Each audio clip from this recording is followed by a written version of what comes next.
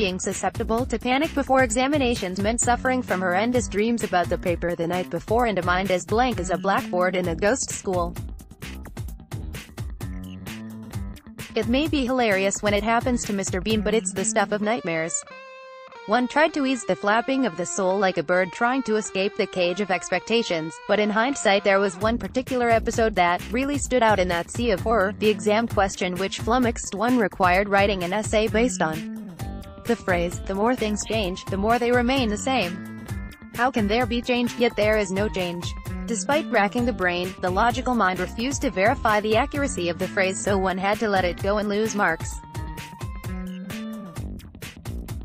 If only one could take that paper today, how easy it would be to write an essay on that topic. Living in the land of the pure has truly opened one's eyes, including the third eye, to the wisdom of the saying.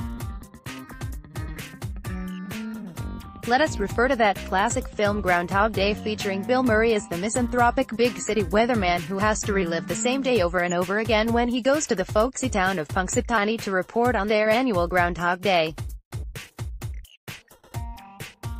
A brilliant story of redemption. Once Murray finds the answer within him, he is able to step out of that time loop and resume a normal life. The more things change, the more they stay the same. Here's the thing. One is perpetually stuck in Groundhog Day and there is to be no redemption because who has the time to introspect and evolve? In Ramazan the same debate ensues on the spellings and pronunciation, Ramazan versus Ramadan, Sari versus Sahur, Namaz versus Salah, Ayla Hafiz versus Kuda Hafiz, etc. One would think what's in a name, especially when it is not in your mother tongue? But the quest to become Arabicized at supersonic speed is a deadly earnest one. One attends Quran and Dars classes seated on white, pristine sheets draped over Persian carpets in the shadow of chandeliers and marvel at the tales of simplicity of the Prophet's life. After a sumptuous iftar, one shops at the glittering malls. After all, one has to keep up with the Joneses. Television transmissions with the likes of the rapidly shrinking Fahad Mustafa throwing presents into the crowd who snatch them to great cheering. There are motorbikes on offer which the winners clamber on with Mustafa in the driving seat. At such times, the abaya or hijab is of no hindrance to girls in snuggling up to the TV host in the Ramazan spirit. Amidst televangelists, there is Orya Makbul Jan who somehow manages to juggle bureaucracy and religious instruction in any sphere known to man. As is common with all men of religion, there is an abiding interest in women and their activities. Amidst televangelists, there is Orya Makbul Jan who somehow manages to juggle bureaucracy and religious instruction in any sphere known to man. As is common with all men of religion, there is an abiding interest in women and their activities. Other analysts with similar proclivities discuss matters of great importance such as why the divorced Riyam Khan had the audacity to attend a party at a journalist's house before she married Imran Khan. Then there is Pakistan Tehreek-i-Insaf Supremo Imran Khan executing U-turns faster than a driving instructor on a main road. Unending Dharnas, party stalwarts who take pride in slapping and throwing glasses of water at opponents, lectures on morals and justice, and the quest for a good wife who keeps her mouth shut.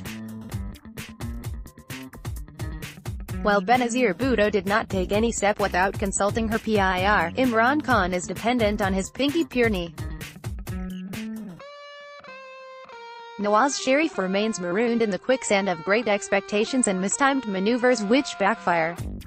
Back-patient Musharraf is still abroad and debating when he should return to his country. Family dynasties are thriving with the progeny of leaders standing for election, political parties who never hold internal elections, but insist on democracy being the best system of government for the masses.